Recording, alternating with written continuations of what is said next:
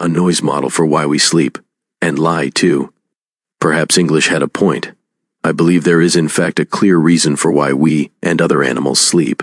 It does require someone with more current knowledge in cognitive neuroscience than Matthew Walker demonstrates in his recent book, Why We Sleep, as I wrote in this book review. Results from the science of lies tells us pretty clearly why we sleep. Sleep Drunk, a review of Why We Sleep. Medium.com, Current Cognitive Neuroscience. The science of lies is a computational cognitive neuroscience called Mendaciology. This study has many remarkable findings which can be observed to be true by direct observation, like direct measurement itself. Most of these are self-evidently true, and anyone can observe directly. These findings suggest hypotheses which are subject to experimental test. One of these hypotheses subject to experimental test is why we sleep. Most of the self-evident findings in Mendaciology are available to anyone by an examination of the natural language that they fluently speak and understand. For example, if you speak English, it is English. If you speak Japanese, it is Japanese that you must observe. If a direct observation of your language is universal in all other natural languages, it can serve as evidence of how the human mind most fundamentally computes. We know, for example, that in all human languages there are nouns and verbs, but there is much, much more from thousands of years of discovery in universals of grammar and semantics. For example, and significantly, in every language there are discrete words and word episodes in sentences. Every sentence communicates tense. The literature on this subject is large, highly available, old, and well agreed upon. Unfortunately, that literature is almost entirely ignored by most researchers in neuroscience, but it goes much further than it may seem on its surface. For example, there is a universal word concept which in English is lie. Another is the universal word concept for sleep. Dictionaries work. The meaning or meanings of a word can be communicated in a dictionary definition, and the disambiguation of the word can be communicated in its use. Lie in English, for example, can mean a deceit or lying down and sleeping. In the present case, it refers to the science of deceitful communication. The relationship in this article between lying and sleeping goes to the science itself. From Mendaciology, we find that we can directly observe that the brain computes in terms of predications. The reader is very likely to know how to identify all such predications from his school years. And every reader will almost always agree with the others fluent in the language on what these are. You can find that one unambiguous word concept predicates another. Any idea can predicate any other idea. In grammar, we know this as one concept modifying another, a predicate modifying the subject. Every young student has learned that sentences can have perfectly hierarchical, unambiguous grammar diagrams that identify how one word concept modifies, predicates, others. There may be both surface and deep structures associated with syntax and semantics, but they are easy to confirm. Our brains compute this information for every sentence we understand or utter in real time. The amount of brain computation to accomplish this verification or production is stunning. It reflects not deductive reasoning, but inductive reasoning. What you can directly observe is true for yourself in what you literally say and what you literally understand. We lie about subjects of these predications. You can handle a cup or cup your hands.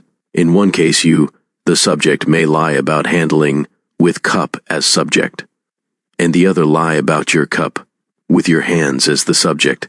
The grammatical parse is, you can handle a cup or cup your hands. Even inflections can lie.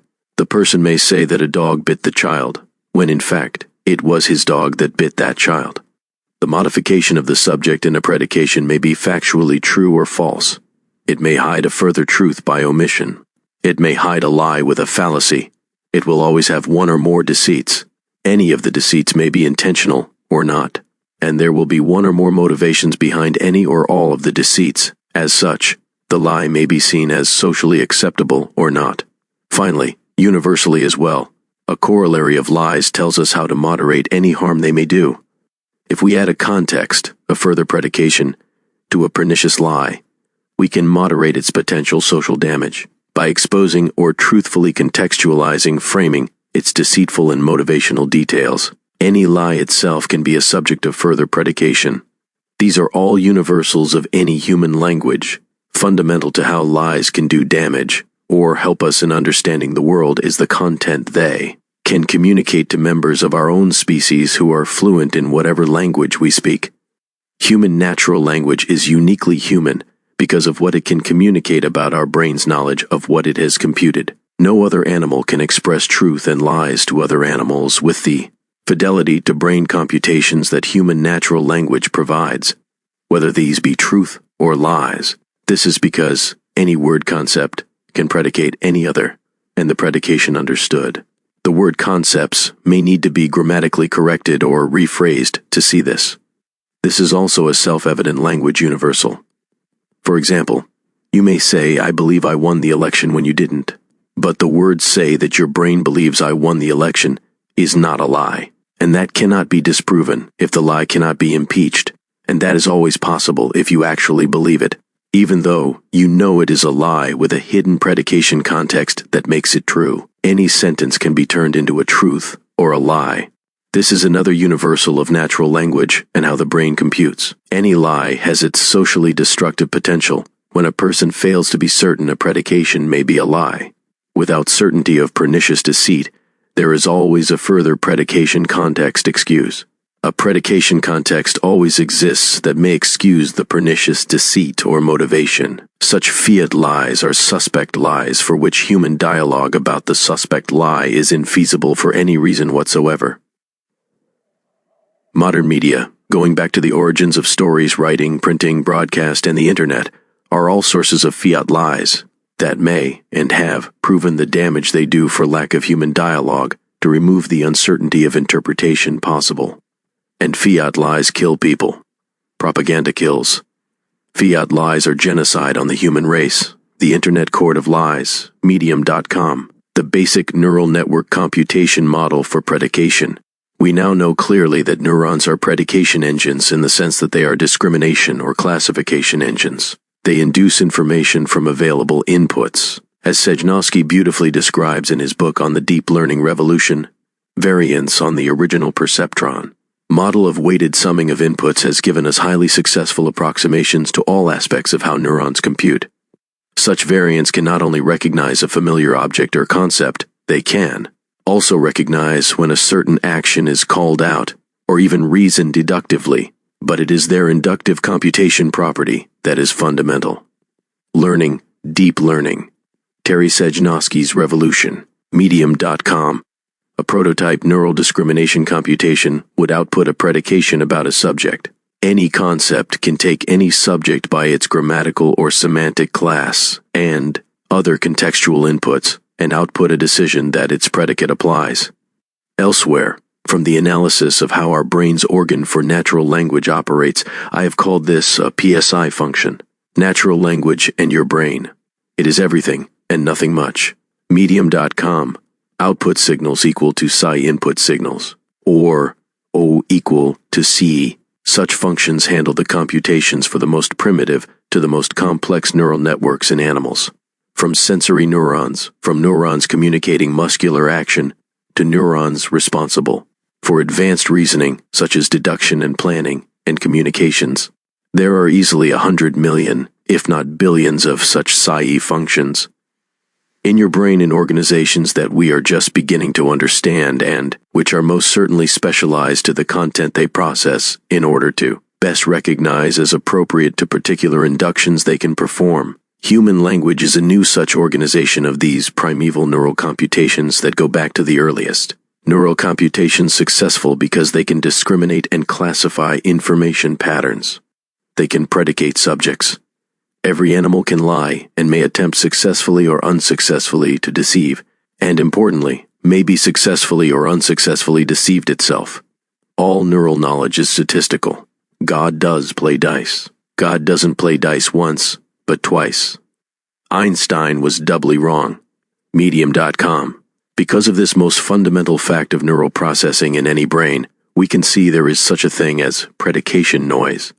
If the brain cannot get the predications organized hierarchically, as in language, because too many conflicting predications confuse it, then the predication noise may overwhelm the brain's inductions. This has direct implications for all aspects of perceiving, thinking, remembering, and doing. Predication noise in the brain. Now, let us assume that the brain's capacity for seeing exceptions in every possible predication, at every level of neural processing, is simply a source of noise in understanding what is happening in the world, and what we can do about it. Such predication noise can come from any neural sources, from the senses, from thought, from other memories, from motor actions, from feelings, from desires, and many, many others. And there are many known ways to help moderate the effects of predication noise. For example, in lying, we do know from history and science that human dialogue in natural language, properly managed through enforced moderated dialogue, can reduce the predication, contextual, noise about fiat lies.